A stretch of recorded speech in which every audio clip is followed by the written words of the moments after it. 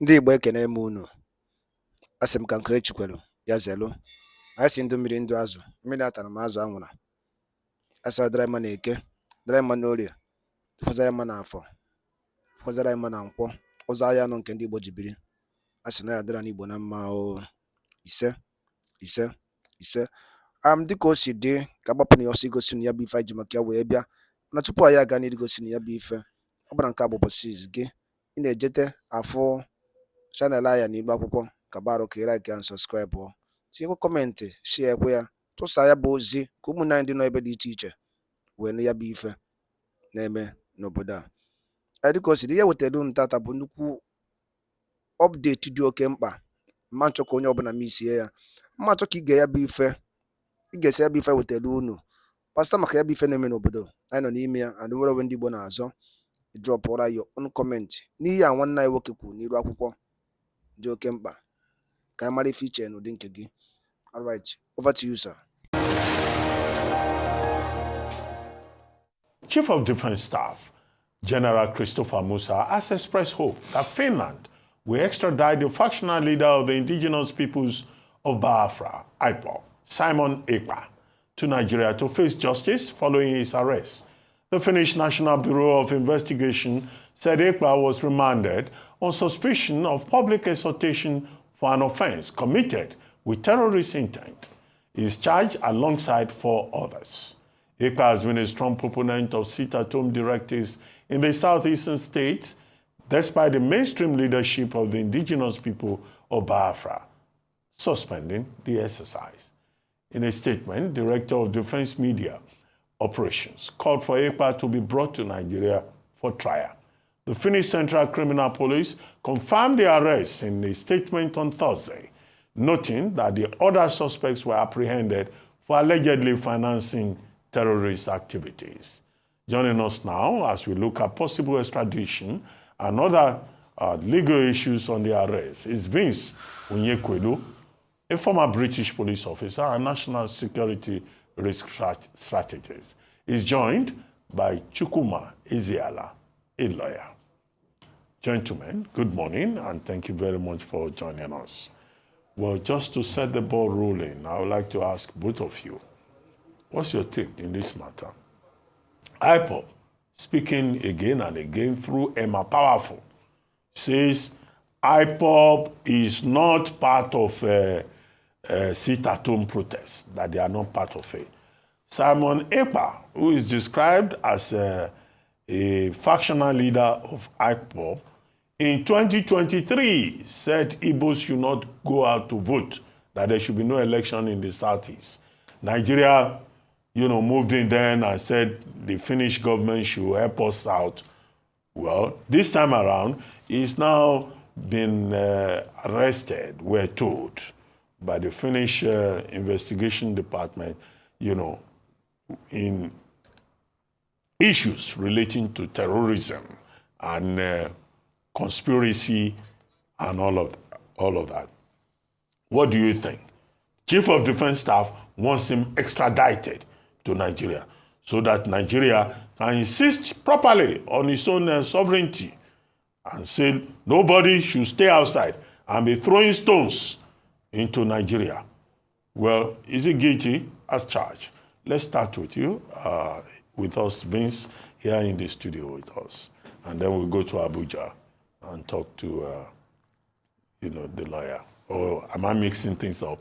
Anyway, I am a lawyer. That's you are the lawyer. Yes, okay, so very good. Yes, thank you, Dr. Abati, for this wonderful opportunity, and to all of you here.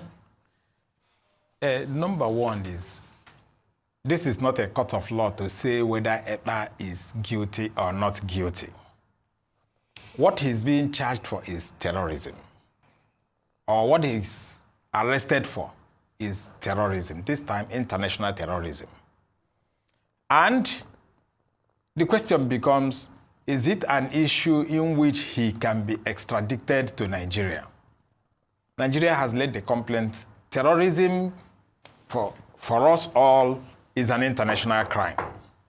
And if it is an international crime, by the Rome Statute, all countries must cooperate in the punishment, in the arrest, punishment, and prevention of terrorism. All countries, point of correction. All countries that are all countries that are signatory to the Rome Statute. 124. Yes, all countries that are signatory to the Rome Statute. And in this case, Nigeria is a signatory to the Rome Statute, and Finland is also a signatory to the Rome Statute. So, under that, he can be tried in Nigeria. He can also be tried even in Finland. Now, the question becomes, should he be extradited? Do we have because for you to extradite, usually there should be a bilateral agreement. And from all indication, Nigeria do not have a bilateral agreement with Finland. However, since it's an international crime, he can still be extradited to Nigeria based on the international conventions and the Rome Statute. So, but it's a question of also what will be the conditions. The conditions will now be onerous. Can Nigeria satisfy the requirements of extraditing one to Nigeria without having a bilateral agreement with Finland? So this is where we are. Going into the accusations against him, we are from Nigeria. Some of us are from the southeast, and we know that the act of terrorism, which involves instilling fear on civilian population to achieve a political goal, because you must understand what is the meaning of terrorism. Are you using unconventional means to instill fear on citizens in order to achieve a political goal?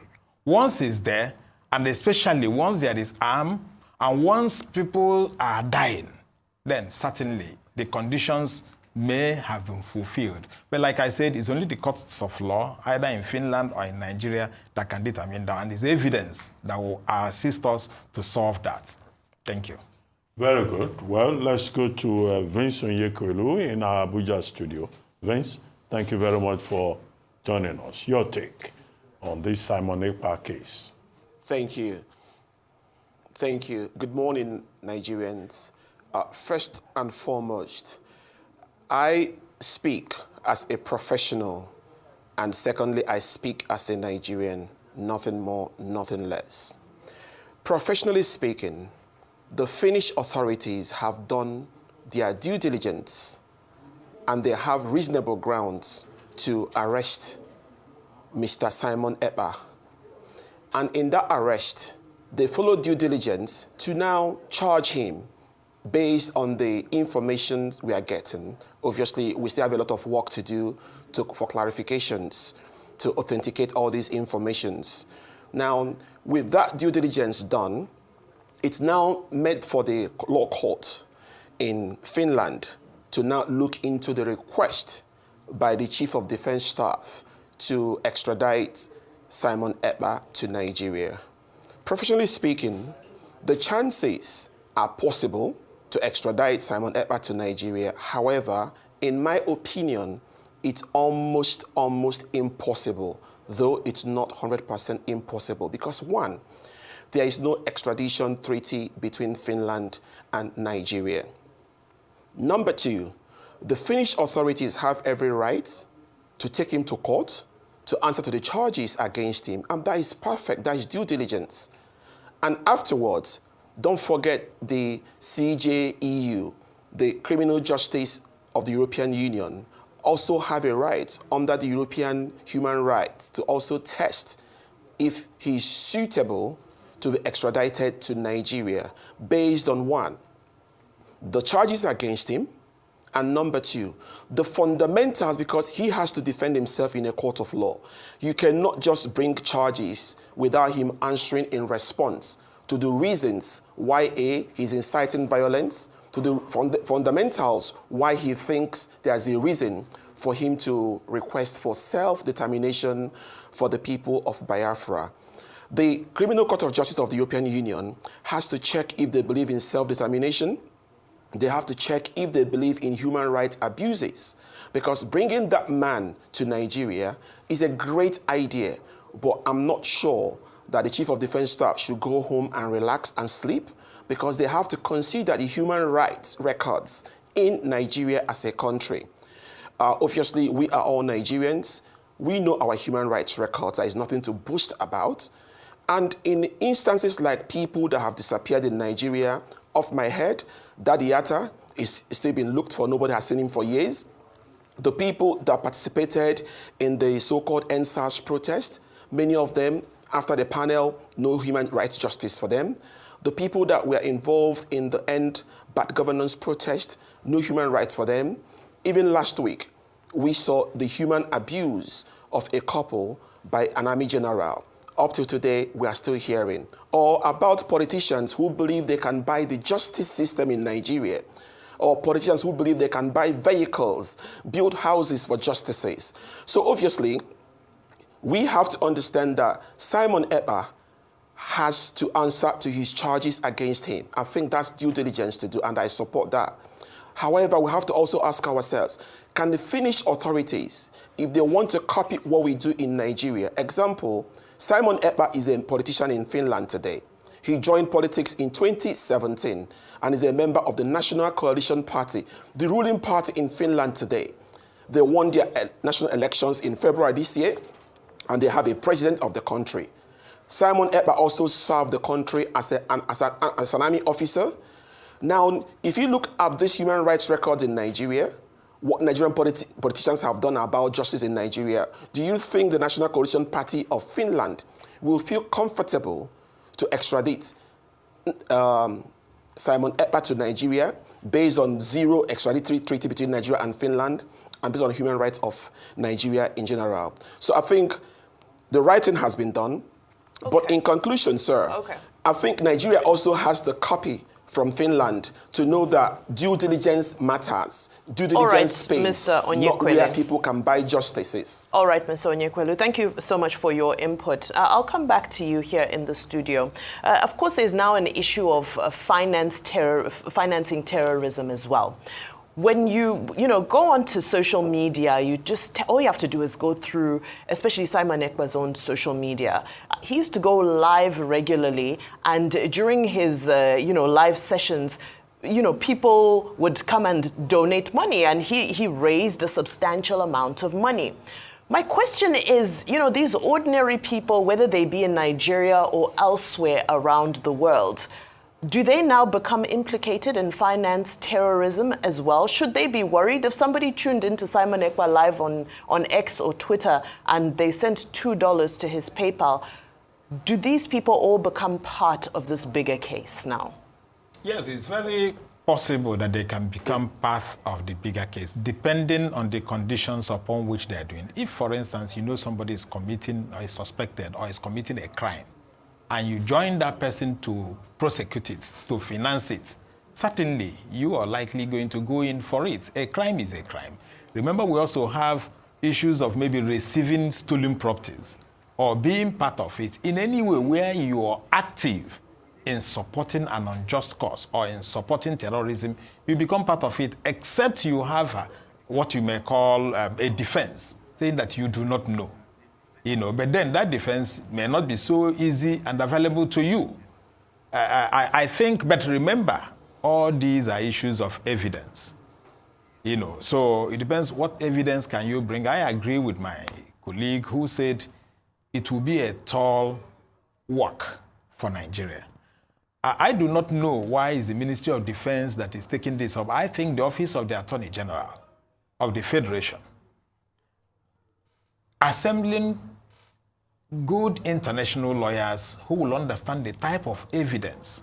Because since we don't have the bilateral treaty, it means we need to satisfy Finland or Finnish government that what Simon Ekpa is doing in their country, one, is a crime in their own country, is also a crime in Nigeria, as well as an international crime. So by the time you bring all this evidence and you bring those that are supporting that same crime, it becomes easier to say he can be tried. He raised issues of human rights in Nigeria. If Finnish government feels that Nigeria does not respect human rights, it may be difficult for Finnish government to also agree to extradite him to Nigeria. So these are very important. Okay, but there was a difficulty even the time Nnamdi Kanu was in the UK, There had been a lot of calls by Nigeria as a government to extradite Nnamdi Kanu, but it didn't happen all through that period. except then the Kenyan situation happened and they went to pick him up. So that's one, just to be able to bolster the point you made. The second point I'm going to ask is, will these arrests bring peace in the Southeast? And this question is for both of you, because I am sick and tired of the insecurity and the killing, the loss of life and property, the loss of businesses. And I do not feel anybody, we all understand that there's been massive marginalization in this country, which we do not support in any way, shape, or form. And that's a clarion call on the politicians to fix that status quo. But that's not worth the lives of the people you claim you're fighting for being killed and their businesses being destroyed. Will this bring about peace? Unfortunately, this has taken some time.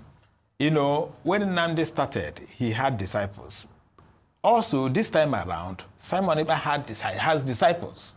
So it's a question of the government trying to identify the disciples in the Southeast. Because if you don't identify them and dislodge them, it may even get worse. But they've been trying to dislodge them all this while. It's never worked.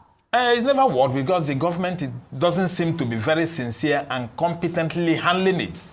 There's the issue of sincerity of purpose. There is also issue of competence in the handling of the matters. What we see in Nigeria is that security funds are usually siphoned. Intelligence reports are not usually, adhered to. So government must, at this stage, because the arrest of Simon Ekpa may relatively reduce the amount of money being spent in the funding of that aspect. Do you have empirical evidence that Simon Ekpa funds what is happening in the Southeast? I am not a security person. No, that's why I'm asking. You said may relatively reduce the funding of what is it. So it was based on what you said, and I'll ask you that question. Do you have empirical, or is there any empirical evidence that the money he gets, he funds the people on ground in the Southeast? I'm going to come to you, a top police cop in the UK. Is this going to bring peace to the Southeast? Thank you so much for that question. Obviously, I'll pick up something, before I answer that question, I'll pick up something you said about the issue of marginalization in Nigeria.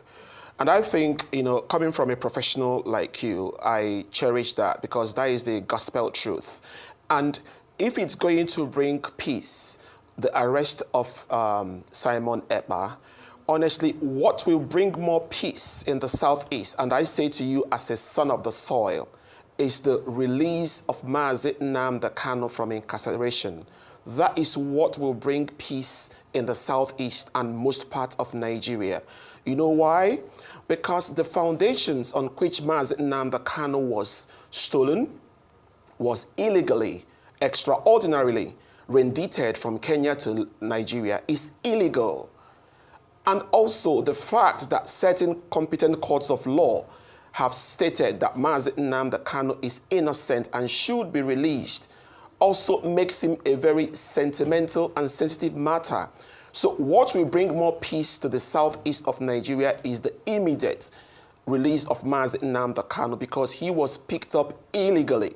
If nnamdi Kanu was arrested the way Simon Ekpa is arrested, he goes to the due process of the Kenyan people, and they believe he has to be taken to Nigeria on legal extradition. That's fine, but the foundations is questionable. So the person that will be released to the people of Southeast to bring that peace is nnamdi Kanu. Coming to Simon Ekpa, I believe everybody has their days in court. Simon Ekpa is not guilty yet until proven guilty by a competent court of law in Nigeria, which there's no court of law that is guilty, or in Finland or anywhere.